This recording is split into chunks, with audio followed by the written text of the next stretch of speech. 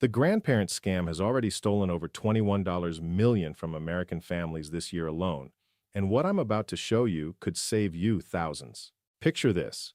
Your phone rings in the quiet hours of the night. You fumble for it in the dark, your heart already beating faster, because a call at this hour is never good news. When you answer, a trembling voice fills your ear. It is crying, it is frightened, and it says the words that no grandparent ever wants to hear. "Grandma, I am in trouble. Grandpa, please help me." The voice is far away.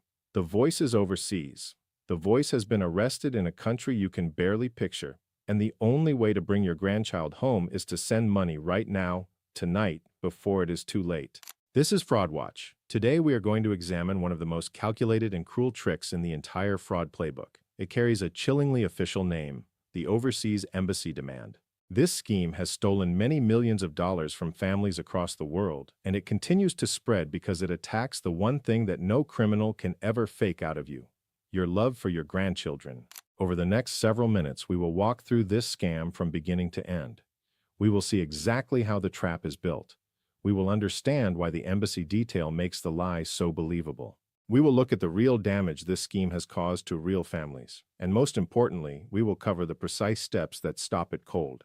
By the time this video ends, you will be able to recognize this scam from the very first sentence a caller speaks, and you will know exactly what to do. Let us begin where the scam always begins, with a phone call designed to overwhelm your heart before your mind can catch up. The call almost never arrives during a calm afternoon. It comes early in the morning when you are still half asleep. It comes late at night when your defenses are at their lowest. The criminals choose these hours deliberately because a tired mind reacts with emotion before it reasons with logic. A voice on the line claims to be your grandchild. The voice sounds panicked, rushed, and tearful. Often the caller explains that the phone connection is poor, which conveniently covers any difference in how the voice sounds. Sometimes the caller mentions a broken nose, a split lip, or a swollen face from an accident, offering another reason why the familiar voice seems slightly altered. What makes this even more deceptive is caller ID spoofing. Criminals can now make any phone number appear on your screen, including numbers that look local or even numbers that belong to family members. Every one of these small details serves a single purpose: to stop you from questioning whether the voice truly belongs to your grandchild. Then the story unfolds, and it is always a story built on fear and distance. Your grandchild traveled abroad, the caller explains. Perhaps it was a vacation with friends. Perhaps it was a study program in another country. Perhaps it was a sudden trip to a wedding or a festival. While overseas, something terrible happened. A car accident left someone injured.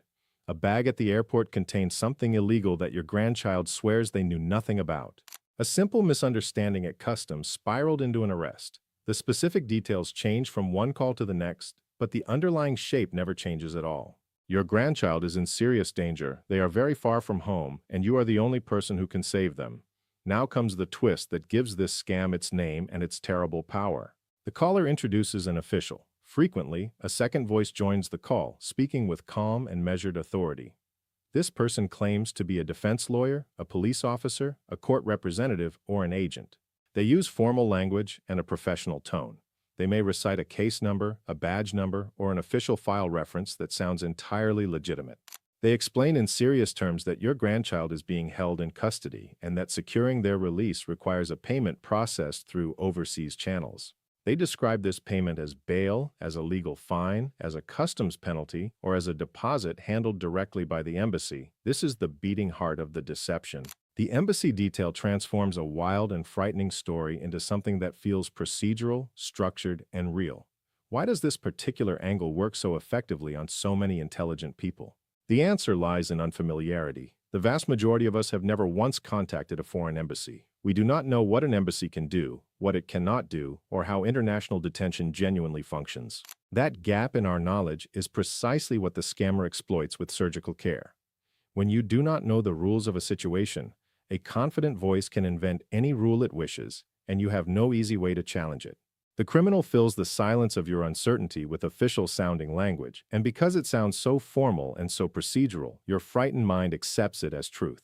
The payment demands then follow a familiar and revealing pattern. The caller insists relentlessly on two things: speed and secrecy. They request wire transfers to accounts located overseas. They ask you to purchase gift cards and read the numbers aloud over the phone. They direct victims to cryptocurrency machines and patiently walk them through every confusing step. In the more elaborate versions of this scam, the criminals send a courier directly to the victim's front door to collect cash in person, sometimes within the very same hour. Throughout all of this, the scammer frames these strange and untraceable payment methods as completely normal embassy procedure. The terror of leaving a grandchild alone in a foreign jail overrides every natural instinct. There is also a deliberate and sinister effort to isolate you from everyone who might help. The caller insists that you tell absolutely no one about the situation. They claim that a court has issued a gag order. They warn that contacting other family members could damage the legal case or anger the foreign authorities. This demand for silence is not a minor or incidental detail. It is the engine that drives the entire scam forward. As long as you refuse to speak to anyone outside the call, the lie continues to survive and grow. The very moment you make a single outside phone call, the entire structure collapses into dust. Now let us turn our attention to what this scheme has actually done in the real world, because the numbers and the stories matter. According to the Federal Trade Commission and AARP FraudWatch network, elder fraud losses exceeded $3.04 billion in 2023 alone. Across the United States, Canada, Australia, the United Kingdom, and many other nations, fraud reporting agencies have documented countless grandparent scams that have drained victims of tens of thousands of dollars in a single afternoon. Older adults have emptied their life savings. They have handed thick envelopes of cash to couriers waiting at their doorsteps. They have wired large sums to overseas accounts that emptied and vanished within a matter of hours. The overseas embassy variation proves especially devastating because the international element makes any recovery extraordinarily difficult. Once money crosses national borders, the chances of returning it become painfully small. In recent years, these criminal operations have grown far more sophisticated and far more convincing. Some organized groups now use artificial intelligence to clone a grandchild's voice from short clips discovered on social media. A few brief seconds of audio from a public video, a birthday message, or a casual live stream can become a startlingly accurate imitation of a real person. This technology allows the frightened voice on the phone to sound genuinely familiar. The embassy story supplies the official structure, and the cloned voice supplies the devastating emotional hook. Together, they form a weapon aimed squarely at a loving heart. Consider for a moment how these two elements work in combination. A grandparent hears what sounds exactly like their grandchild, sobbing and afraid. Then an authoritative voice steps in to explain the official process. The victim is caught between panic and false reassurance. Now let us move to the most important part of this entire video. How exactly do you protect yourself and the people you love from this carefully engineered attack? There are several clear defenses. Begin with the most powerful defense of all.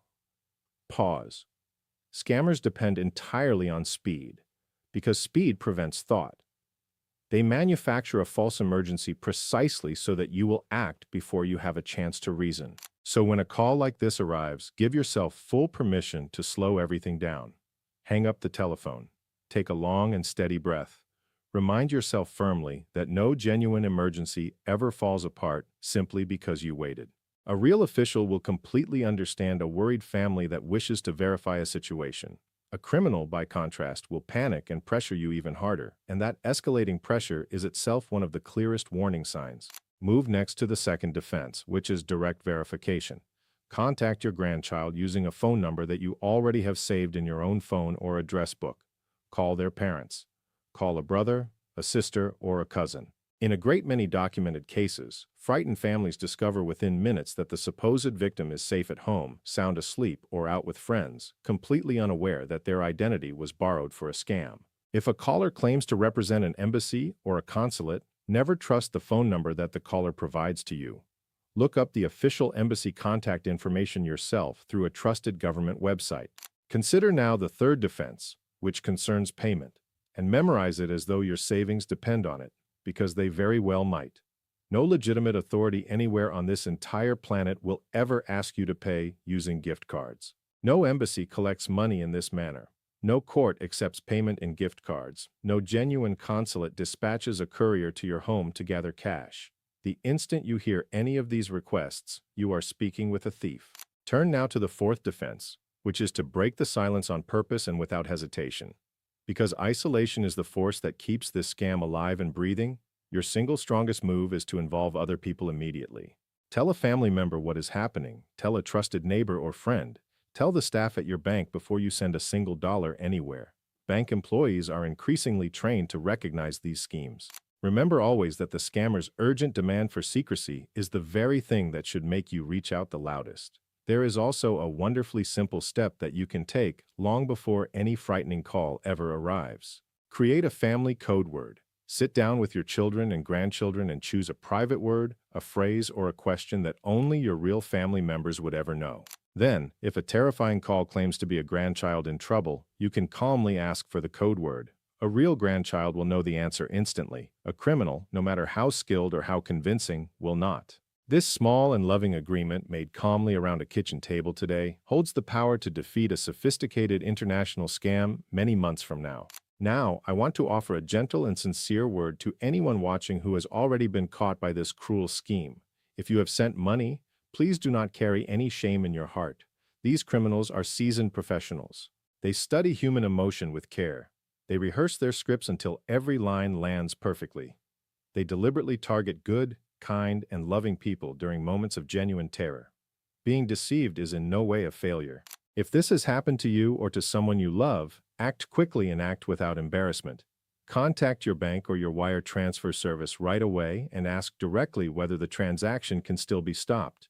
Report the crime to your local police department. In the United States, file a detailed report with the Federal Trade Commission and also with the FBI Internet Crime Complaint Center. You can also call the DOJ Elder Justice Hotline at 800-33-FRAUD-11 for additional support and resources. Write down and save every single detail you can recall. Fast and thorough reporting gives the strongest chance. Be especially aware that criminals often target the same victims twice through what's known as a recovery scam. Different criminals may contact you claiming they can help recover your funds, for an upfront fee, of course. Never pay anyone who promises to recover money you've already lost. It's also worth noting that seniors are increasingly targeted by related schemes like the phantom hacker scam, where criminals claim your computer has been hacked. Let us now bring everything we have learned together into one clear picture. The overseas embassy demand survives on 3 essential ingredients: fear, confusion, and isolation. It uses raw fear to rush you past your judgment. You defeat this scam with 3 answering forces of your own: calm, verification, and conversation. Slow the frightening moment down. Confirm the truth through people and phone numbers that you already know and trust. The single most effective thing you can possibly do is talk openly about this scam long before it ever arrives at your door.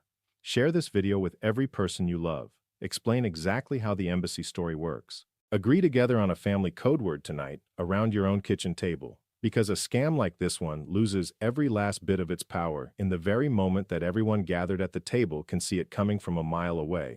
This has been FraudWatch. Stay alert, stay connected, and protect the people you love.